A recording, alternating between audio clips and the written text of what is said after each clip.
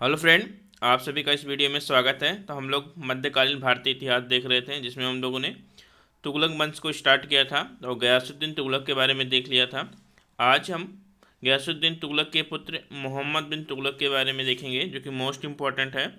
Mains point of view से मोहम्मद बिन तुगलक बहुत ही important है। कुछ प्रशासनिक कार्य इनके हैं, मंगोल आक्रमण है, साथ साथ साम्राज्य विस्तार सबसे ज़्यादा इन्हीं के काल में हुआ।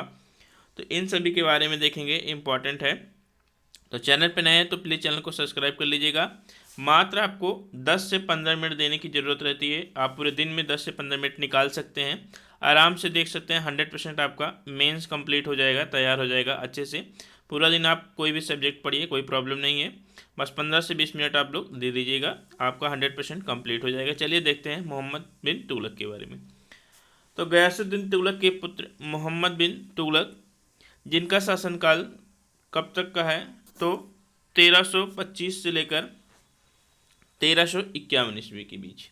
तो 1325 से लेकर 1351 ईस्वी के बीच है मोहम्मद बिन तुगलक का शासनकाल। और इन्हीं के काल में इब्न बतूता, जो कि मोरक्को का था, इब्न बतूता मोरक्को का, जिसने रेहला लिखा है, रेहला। तो रेहला नामक बुक किसने लिखा है? इब्न बतूता ने, जो कि 1333 ईस्वी में भारत आया था। ध्यान में रखिएगा डेट, किसके शासनकाल में आया था, ये भी आपको याद होना चाहिए, क्योंकि प्रीलिम्स में स्टेटमेंट देकर पूछा जाता है ऐसा क्वेश्चन। तो रेहला नामक बुक लिखा था इब्न बतूता ने, मोरक्को का रहने वाला था, और 1333 ईस्वी में कहाँ आया था? भारत आया था 1333 में। और सुल्तान ने इसका खूब स्वागत किया था और दिल्ली का काजी नियुक्त किया था।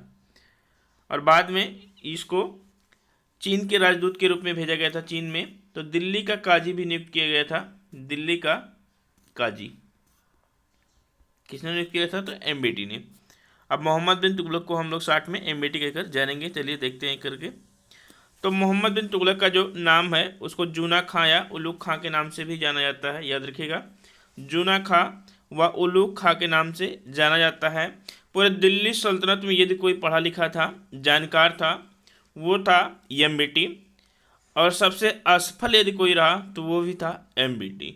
ज़्यादा पढ़ा लिखना होने के बावजूद भी ये असफल रहा, उसके बारे में देखेंगे। जितनी भी योजनाएं इसने प्रारंभ की, चाहे वो सांकेतिक मुद्रा हो, चाहे वो दोआब में कर वृद्धि हो, चाहे वो राजधानी परिवर्तन हो, चाहे वो कराचिल का युद्ध हो, कहीं भी इसने सफलता को प्राप्त नहीं किया। तो इसके बारे में देखेंगे, दुर्भाग्य है इसका। देखते हैं। तो अरबी भाषा का महान विद्वान तथा विज्ञान प्रौद्योगिकी, विज्ञान, ज्ञान विज्ञान की भांति विभिन्न विधों, जैसे विज्ञान है, खगोल विज्ञान, दर्शन, गणित, तर्कशास्त्र, नीतिशास्त्र आदि सभी में यह पारंगत था। मोहम्मद बिन तुगलक अपने पिता से विस्तृत साम्राज्य प्राप्त किया था, क्योंकि उसके पिता ने क्या किया था? दक्षिण भारत, याद रखिएगा, कल बताया था, कल नहीं इसके पहले डेट में बताया था, मालाबार तक अधिकार किया था। किसने? गयासुद्दीन तुगलक ने। हालांकि अलाउद्दीन अलाउद्दीन खिलजी ने क्या किया था? दक्षिण भारत के होयसल, देवगिरी, वारंगल, यहाँ सब क्या किया था? अधिकार ना करके, धन की प्राप्ति करके उनको अधीनता स्वीकार करवाया था। और उसको पूर्ण किया किसने? तो गयासुद्दीन तुगलक ने पूरा का पूरा दिल्ली सल्तनत में शामिल किया था। तो याद रखिएगा। और उसी के जो उत्तराधिकारी हुए, जो मोहम्मद बिन तुगलक हुए, उनको अपने पिता से ये साम्राज्य विरासत के रूप में प्राप्त हुआ, विस्तृत जो साम्राज्य था। याद रखिएगा, इंपॉर्टेंट है।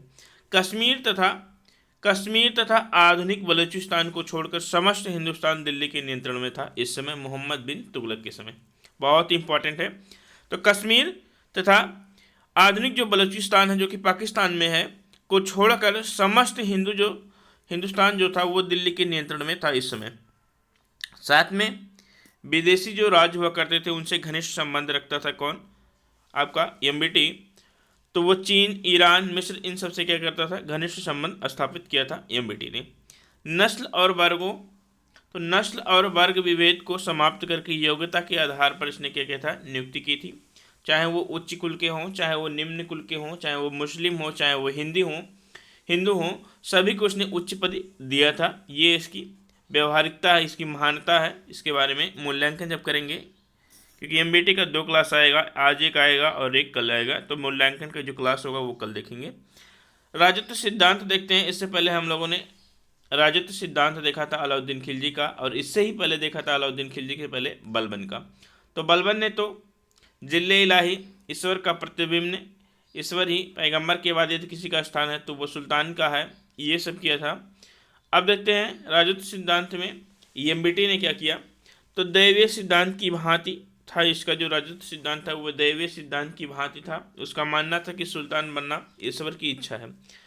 तो कुछ कुछ मिलता जुलता सभी का राजत्व सिद्धांत है। जो अंतर है वो खलीफा से स्वीकृति पद प्राप्त करना या उलेमा वर्ग को हस्तक्षेप करना या ना करना, इन सब में अंतर है थोड़ा। तो दैवीय सिद्धांत की बात उसका मानना था कि सुल्तान बनना ईश्वर की इच्छा है। तो ईश्वर की इच्छा ही है क्या है, सुल्तान बनना, वो कह रहा था। साथ में अपने सिक्कों पर उसने क्या किया, अल सुल्तान जिल्ली अल्लाह, अल सुल्तान जिल्ली अल्लाह, जैसे बलबन ने जिल्ले इलाही किया था तो अल सुल्तान जिल्ली अल्लाह, यानी कि सुल्तान ईश्वर की छाया है और सुल्तान क्या है, ईश्वर सुल्तान का समर्थक है। तो ये सभी अपने सिक्के पर करवाया इसने, किसने, ईएमबीटी ने। साथ में उसका संपूर्ण विश्व संपूर्ण प्रभुत्व संपन्न सुल्तान हो गया वो अलाउद्दीन, सॉरी ईएमबीटी। अलाउद्दीन की भांति एमबीटी भी किसी को, तो एमबीटी जो है वो क्या है, अलाउद्दीन की भांति शासन में किसी भी व्यक्ति या वर्ग को, चाहे वो सरदार हो, कोई भी व्यक्ति वो हस्तक्षेप करने को तैयार नहीं था, कोई भी हस्तक्षेप नहीं करता, पसंद नहीं करता था। तो ध्यान में रखिएगा। उलेमा वर्ग को शासन में हस्तक्षेप नहीं करने देता था। तो उलेमा वर्ग को, साथ में अलाउद्दीन खिलजी ने भी ऐसा ही किया था। तो उलेमा वर्ग को शासन में हस्तक्षेप करने का कोई अधिकार नहीं था। साथ में और क्या किया, तो उत्तर तथा दक्षिणी भारत की प्रशासनिक और सांस्कृतिक एकता का प्रयत्न किया। तो सांस्कृतिक एकता का प्रयत्न किया, उत्तर और दक्षिण के सभी को एकता में बांधने का प्रयत्न किया उसने। हिंदुओं प्लस, तो हिंदू हो चाहे वो निम्न कुल या जाति के व्यक्ति हों, राज्य के उच्च पद पर प्रदान किया। तो राज्य के उच्च पद पर बैठाया सभी को, चाहे वो हिंदू हो, चाहे वो मुस्लिम हो, चाहे वो निम्न कुल की जाति के व्यक्ति हों, किसी को भी, तो सभी को उच्च पद प्राप्त हुआ। साथ में और देखें तो हिंदू प्रजा के प्रति सहिष्णुता का व्यवहार रखा। तो हिंदू प्रजा के प्रति क्या रखा, सहिष्णुता का व्यवहार रखा। आप लोगों को बताना है सहिष्णुता और करुणा में अंतर क्या है। इथिक्स में पूछा गया था, प्रीलिम्स मेंस में, इथिक्स पेपर 4 में आता है, यूपीपीसीएस में पूछा गया था सहिष्णुता और करुणा में अंतर। प्रेम, करुणा, सहिष्णुता, दया, इन सभी में अंतर आपको पता होने चाहिए। देखते हैं एमबीटी के प्रशासनिक परिवर्तन क्या क्या किया एमबीटी ने, उसके बारे में देखते हैं एक एक करके अच्छे से। तो एमबीटी जो है कुछ नवीन प्रयोग करना चाहता था, तो उसी का वो परिणाम भुगता, क्योंकि उसकी कोई भी योजना क्या हुआ, सफल नहीं हुआ। तो एमबीटी नवीन प्रयोग करने वाला एक महत्वाकांक्षी सुल्तान था। महत्वाकांक्षी तो था ही, पढ़ा लिखा था, बुद्धिमान था, लेकिन क्या हुआ, उसके जितने भी प्रयोग हुए वो सभी असफल हुए। तो वो असफल क्यों हुए उसके बारे में भी देखेंगे, क्योंकि वो क्या करता था, एक बार यदि कोई योजना फेल हो गया तो तुरंत उसका परित्याग करता था। जैसे कहा जाए, यदि आप एक बार प्रीलिम्स पास नहीं हुए तो ऐसा नहीं कि आपको शट डाउन कर देना है, आप त्याग दे दें कि अब मैं नहीं पर तैयारी करूँगा।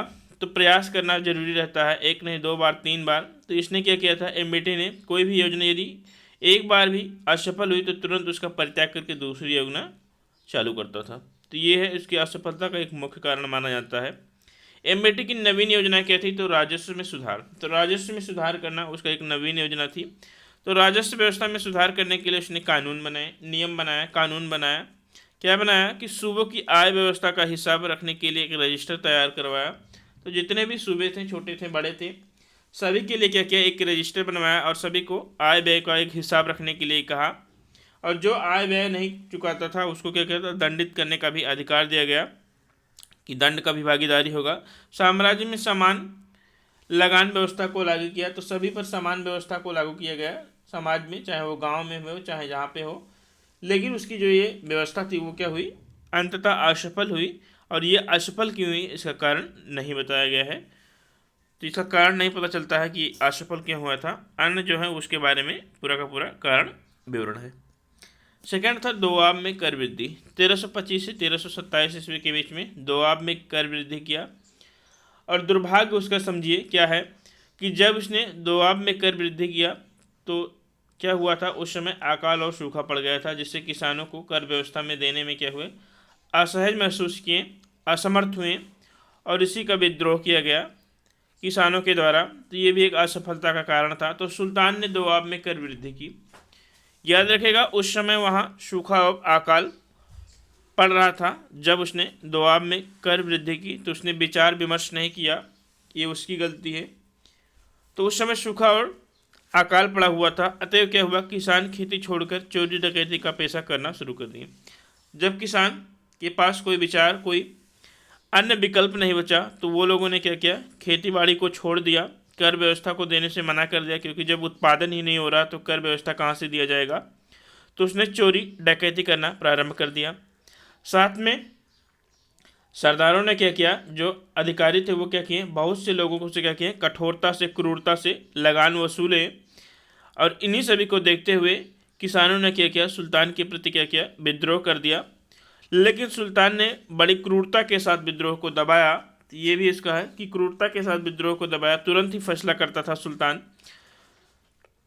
गार्डनर ब्राउन के अनुसार क्या कहा गया कि नागरिकों के कष्ट का कारण कर वृद्धि नहीं था। तो इनका क्या कहना था कि नागरिक जो कष्ट में थे उनका जो मेन कारण था वो कर वृद्धि नहीं था। सुल्तान के द्वारा जो दोआब में कर वृद्धि किया गया था वो उनके विद्रोह का मूल कारण नहीं था। उनका कहना था कि उस समय क्या हुआ था, वहाँ पर बारिश नहीं हुई थी जिससे अकाल पड़ा था, वो उसका मेन कारण था।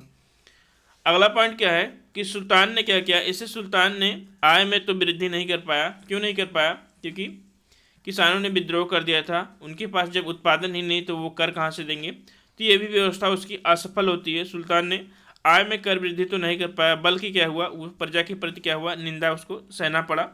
प्रजा ने उसका क्या किया, उसको बदनाम किया, अत्यधिक उसकी बदनामी हुई कि ये भी उसकी जो योजना थी वो भी क्या हुई, असफल हुई। अगला जो कार्य किया उसने वो क्या, कृषि उन्नति। तो कृषि में उन्नति के लिए उसने बहुत सी योजनाएं चालू किया, बहुत से प्रयत्न किया, कृषि में सिंचाई व्यवस्था के लाई। तो देखते हैं एक एक करके। तो एक नवीन विभाग की स्थापना की उसने जिसका नाम था अमीर ए कोही। याद रखेगा, इंपॉर्टेंट है। एक नवीन विभाग की स्थापना की जिसका नाम था अमीर ए कोही। गाइस याद रखिए, आपको 15 से 20 मिनट में 100% बहुत ही लाभ मिलेगा। आप लोग प्लीज़ वीडियो को पूरा देखिएगा, 10 से 15 मिनट देकर आपको 100% का लाभ मिल सकता है। तो इन्होंने अमीर ए कोही नामक की एक कृषि विभाग की स्थापना की जिसमें सिंचाई की व्यवस्था, उर्वरक की व्यवस्था, अन्य जो व्यवस्थाएं होती थी सारी व्यवस्था इसमें की गई। साथ में किसानों को आर्थिक सहायता भी प्रदान किया गया ताकि किसान जो कृषि योग्य भूमि नहीं है उसको भी कृषि योग्य भूमि में परिवर्तित करके कृषि करें, ताकि जो सुल्तान है वो अधिक से अधिक कर व्यवस्था को लगाकर अपना आय अर्जित करे। भूमि में सुधार ना होना, तो भूमि में सुधार तो हो नहीं पाया और समय की कमी के कारण क्या हुआ, यह योजना असफल रही। तो समय की कमी के कारण साथ में भूमि में कोई सुधार ना होने की वजह से ये योजना क्या हुई, ये भी असफल हुई। अगला पॉइंट देखते हैं। इसके बाद राजधानी परिवर्तन किया, ये भी मोस्ट इम्पॉर्टेंट है, राजधानी परिवर्तन। तो देखते हैं 1326 से 1327 के बीच में ये हुआ राजधानी परिवर्तन। इसने दिल्ली से दौलताबाद या देवगिरी कह लीजिए, देवगिरी को सबसे पहले किसने लूटा था, तो अलाउद्दीन खिलजी ने लूटा था। देवगिरी के शासक उस समय हुआ करते थे रामचंद्र देव जी। तो रामचंद्र देव देवगिरी के शासक हुआ करते थे जिनके पुत्र का नाम था शंकर देव। याद रखिएगा, सभी चीज़ें आपको रिवीजन करना है बार बार। तो शंकर देव हुआ करते थे। इसी को इस्लाम में कहा जाता है कुबतलु इस्लाम, देवगिरी को। इसका कारण क्या था, तो अलग अलग इतिहासकार अपना अपना मत देते हैं। अलग अलग इतिहासकारों का अलग अलग मानना है कि राजधानी परिवर्तन दिल्ली से देवगिरी करने का कारण क्या था। तो बर्नी के अनुसार देखते हैं। तो बर्नी ने क्या कहा कि साम्राज्य के केंद्र में होने के कारण देवगिरी को राजधानी, लेकिन यदि देखा जाए तो पूरे भारत में यदि साम्राज्य केंद्र में पड़ता है तो दिल्ली ही पड़ता है। पता नहीं कैसे मोहम्मद बिन तुगलक को देवगिरी जो केंद्र में दिखा। तो बर्नी के अनुसार क्या है कि साम्राज्य के केंद्र में होने के कारण देवगिरी को राजधानी बनाया। तो साम्राज्य जो था वो जो दिल्ली था वो क्या था, वो केंद्र में था। इसकी वजह से क्या हुआ, उसने वहाँ से हटकर देवगिरी को क्या किया, राजधानी बनाया। इब्न बतूता के अनुसार क्या हुआ कि सुल्तान को दिल्ली के नागरिक असम्मानपूर्ण पत्र लिखा करते थे। तो जो दिल्ली के नागरिक हुआ करते थे वो सुल्तान को अपमानित किया करते थे, अपमानजनक अभद्र पत्र व्यवहार किया करते थे। तो उन्हीं को दंड देने के लिए क्या किया, इसने दिल्ली से देवगिरी को राजधानी बनाया। ये इब्न बतूता जिसने रेहला नामक बुक लिखी है, तो इसमें उन्होंने बताया है, इब्न बतूता ने ये बताया है कि दिल्ली के सुल्तानों को दिल्ली के नागरिकों को दंड देने के लिए उसने दिल्ली से राजधानी देवगिरी स्थानांतरित की। अगला पॉइंट है इसामी के अनुसार क्या है, तो इसामी ने कहा है कि वह दिल्ली के नागरिकों की शक्ति को तोड़ने के लिए और उन्हें दक्षिण भारत में जाना चाहता था। तो क्या कह रहा था कि वह दिल्ली के नागरिकों की शक्ति को तोड़ना चाहता था, इसके लिए वह राजधानी को परिवर्तित कर दक्षिण भारत ले जाना चाहता था। प्रोफेसर हबीबुल्ला के अनुसार क्या है कि दक्षिण भारत में मुस्लिम संस्कृति का विस्तार करना चाहता था। कौन? एमबीटी। एमबीटी ये चाहता था कि मुस्लिम की जो संस्कृति है जो उत्तर भारत में पनपी है उसको क्या किया जाए, दक्षिण भारत तक भी ले जाया जाए। इसी वजह से उसने दिल्ली से राजधानी देवगिरी परिवर्तित किया। साथ में दक्षिण भारत की संपन्नता, बहुत सारे धन दौलत हैं दक्षिण भारत में, एवं शासन की सुविधा के लिए उसने देवगिरी को राजधानी बनाया। अगला पॉइंट देखते हैं डॉक्टर एएल श्रीवास्तव। तो डॉक्टर एएल श्रीवास्तव, याद रखिएगा आपको एक दो लेखक के नाम हर एक क्वेश्चन में मेंशन करना है ताकि आंसर जो हो परफेक्ट लगे। तो डॉक्टर एएस लाल श्रीवास्तव के अनुसार क्या है कि मंगोल आक्रमण से सुरक्षा, क्योंकि उत्तर भारत में मंगोल आक्रमण किया करते थे, तो मंगोल आक्रमण से सुरक्षा और दक्षिण भारत की संपन्नता ही मेन वजह थी उसके राजधानी परिवर्तन के। संभवतः अब आप देख लीजिएगा आंसर राइटिंग करते समय आपको कुछ कनेक्टिंग वर्ड यूज करने पड़ते हैं। किसी भी आंसर राइटिंग को एक दूसरे पैरा से कनेक्ट करने के लिए आपको लेकिन, परंतु, किंतु, वस्तुतः, इस प्रकार, इसलिए, ये सभी कनेक्टिंग वर्ड हैं जो एक पैरा को दूसरे पैरा में क्या करते हैं, कनेक्ट करते हैं। तो ये चीज़ें आपको पता होनी चाहिए कि कैसे एक दूसरे को हमें कनेक्ट करना है। तो वस्तुतः देखा जाए तो क्या हुआ, एमबीटी ने जनता के लिए प्रत्येक संभव कार्य किए। जब वो राजधानी को परिवर्तित कर रहा था, राजधानी को लेकर दिल्ली से देवगिरी राजधानी को परिवर्तित कर रहा था, तो उसने जो रास्ता था वो करीबन 700-750 किलोमीटर कह लीजिए, उतना लंबा रास्ता था, क्योंकि दिल्ली से देवगिरी दक्षिण भारत में आना थोड़ा सा कठिन रास्ता था। तो उसके लिए जनता के लिए हर संभव कार्य किया, हर संभव मदद किया, तब भी जनता संतुष्ट नहीं हुई और इसकी ये योजना क्या होती है, असफल होती है। कौन कौन से कार्य के रास्ते में, तो देखते हैं। तो उसने पूरे रास्ते में जितना भी रास्ता पड़ता है, कहाँ से इतनी लंबी दूरी जो कि दिल्ली से देवगिरी, तो पूरे रास्ते में उसने छायादार वृक्ष लगवाए ताकि किसानों को, अनेक जनता को दिल्ली के छाया मिले, धूप का सामना ना करना पड़े। तो उसके लिए छायादार वृक्ष लगवाएं ताकि लोग बैठ कर रुके, कहीं आराम करें। तो इतनी लंबी दूरी एक साथ तो तय नहीं करना संभव नहीं है। प्रत्येक 2 मील पर, तो प्रत्येक 2 मील पर जनता के लिए, जनता के रुकने के लिए, खान पान के लिए व्यवस्था किया अलाउद्दीन खिलजी ने। हालांकि अलाउद्दीन खिलजी का विचार तो अच्छा था, लेकिन तब भी जनता उससे संतुष्ट नहीं थी, क्योंकि उसका जनता का क्या कहना है कि अलाउद्दीन खिलजी यदि परिवर्तन करके ले भी जा रहा है तो वो शासक प्रशासक को ले जाए, दिल्ली की जनता को ले जाने की ज़रूरत क्या है। साथ में तीसरा पॉइंट क्या है कि सभी को अपनी छोड़ी हुई संपत्ति का मुआवजा भी दिया। जिन्होंने दिल्ली में अपनी संपत्ति छोड़ दिया है उसके लिए अलाउद्दीन खिलजी ने मुआवजा का भी ऐलान किया। साथ में और क्या कार्य किए, देवगिरी या दौलताबाद कह लीजिए में रहने खाने की मुफ्त व्यवस्था की। तो आप रहिए, खाइए, रहिए आराम से, कोई दिक्कत नहीं है, आपको मुफ्त में सारी व्यवस्थाएं मिलेंगी। परंतु क्या हुआ, तो परंतु तब भी जनता के लिए दिल्ली से देवगिरी की यात्रा कष्टदायक हुई। कुछ इतिहासकारों का कहना है कि इतनी सुविधाओं के बाद भी दिल्ली की जनता को, क्योंकि दिल्ली की जनता में ऐसा नहीं कि सभी लोग परिपक्व हैं, सभी लोग जवान हैं, कुछ बूढ़े भी हैं, कुछ बच्चे भी हैं, तो इन सभी को असुविधा अवश्य हुई होगी। तो ये कहना सर्वथा उचित है कि दिल्ली की जनता को तब भी कष्ट हुआ था, कुछ इतिहासकारों का कहना है। अतएव क्या हुआ, ये योजना असफल हुई। तो ये योजना भी असफल हुई, क्योंकि कोई भी योजना एमबीटी के समय में यदि असफल होती थी तो उसका तुरंत वो परित्याग करता था, जिससे वो और ही असफल हो जाती थी। अगला कार्य क्या है, तो सांकेतिक मुद्रा। सांकेतिक मुद्रा तांबे या पीतल के सिक्के चलाए उसने। तो चांदी के दर पे उस समय चांदी की कमियां हो गई थी, जिसने उसने तांबे के सिक्के चलाए, लेकिन उसका दुर्भाग्य कहिए कि पूरी जनता ने तांबे के सिक्के चलाना, नकली जाली सिक्के बनाना, टकसाल बनाना प्रारंभ कर दिया, जिससे इतनी ज़्यादा नकली सिक्कों का प्रचलन हुआ कि अंततः ये भी योजना को वापस लेना पड़ा और ये भी योजना क्या हुई, असफलता की ओर उन्मुख हो गई। देखते हैं सांकेतिक मुद्रा। तो 1329 से 1330 के बीच में सांकेतिक मुद्रा का प्रचलन किया किसने, एएमबीटी ने। बर्नी क्या कहता है उसके अनुसार देखते हैं। तो खजाने में धन की कमी, बर्नी के अनुसार क्या है कि जो सांकेतिक मुद्रा का चलाने का मेन मोटो था, मेन उद्देश्य जो था, कारण था, वो था खजाने में धन की कमी और साम्राज्य विस्तार की नीति। तो साम्राज्य विस्तार की नीति था उसका, और धन की कमी को कार्य रूप में परिणित करने की वजह से क्या हुआ, एम्बेटी ने सांकेतिक मुद्रा को चलाया। हालांकि जैसे एक क्वेश्चन आया था बाबर के बारे में, आया था प्रीलिम्स में कि सर्वप्रथम तोप खाने का जो यूज किया था वो बाबर ने किया था।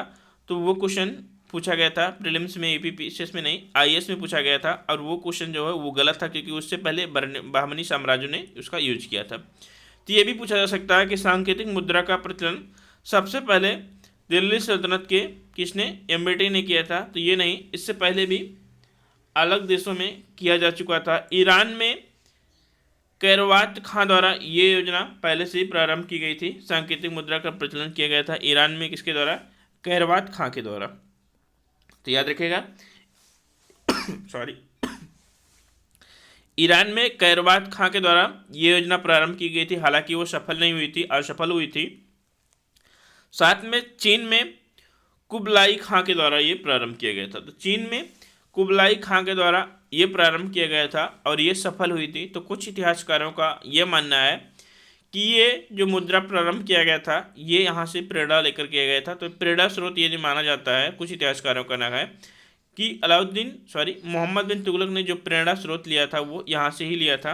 और कुछ इतिहासकारों का क्या कहना है उसके बारे में देखते हैं। तो आधुनिक इतिहासकार क्या कहते हैं कि उस समय संपूर्ण विश्व में चांदी की कमी हो गई थी। तो उस समय जो है वो संपूर्ण विश्व में क्या थी, तो चांदी की कमी हो गई थी, और भारत में तो बहुत ही ज़्यादा कमी हो गई थी।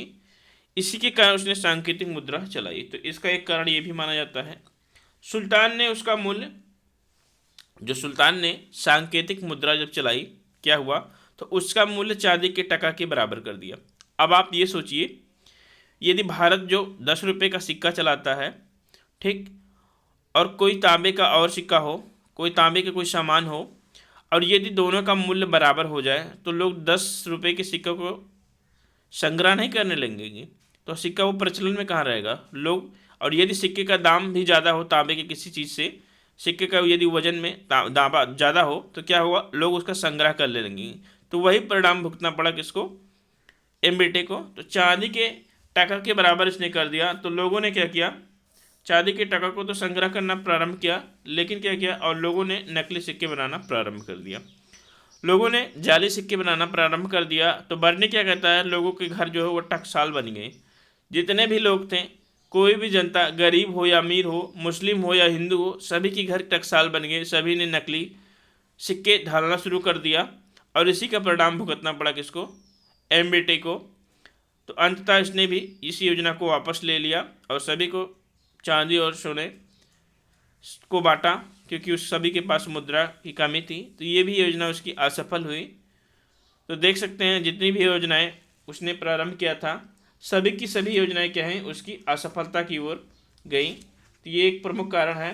तो मोहम्मद बिन तुगलक की जितनी भी योजनाएं थी वो असफल हुई। तो यह कहा जा सकता है कि उसके सुधार समय से आगे थे। तो जितने भी सुधार किए उसने वो समय से आगे थे, और उसकी प्रजा और उसके अधिकारी इस योजना को समझ ना सके। तो उसकी जो प्रजा थी, जो उसकी प्रजा थी और जिसकी जितने भी उसके अधिकारी थे, वो इनकी योजनाओं को क्या करते थे, समझ ना सकें, साथ में सहयोग भी नहीं दिए। तो यही कारण है कि उसकी जितनी भी योजनाएं थी वो थी क्या, असफल हुई। कल हम लोग देखेंगे साम्राज्य विस्तार कैसे किया एम्बेटे ने, मंगोल आक्रमण को कैसे संभाला उसने, साथ में एम्बेटे के मूल्यांकन देखेंगे। पूरा का पूरा कल एम्बेटे खत्म हो जाएगा। इसके बाद हम लोग देखेंगे किसके बारे में, तो फिरोज शाह तुगलक के बारे में। फिर तुगलक वंश आपका समाप्त हो जाएगा। लोधी वंश को देखकर दिल्ली सल्तनत के स्थापत्य कला और शिक्षा, संस्कृति, महिलाओं की दशा, उन सब के बारे में देखकर पूरा का पूरा दिल्ली सल्तनत आपका 100% कंप्लीट हो जाएगा। 100% यहाँ से क्वेश्चन आता ही आता है। चलिए मिलते हैं नेक्स्ट लेक्चर के साथ। थैंक यू, धन्यवाद।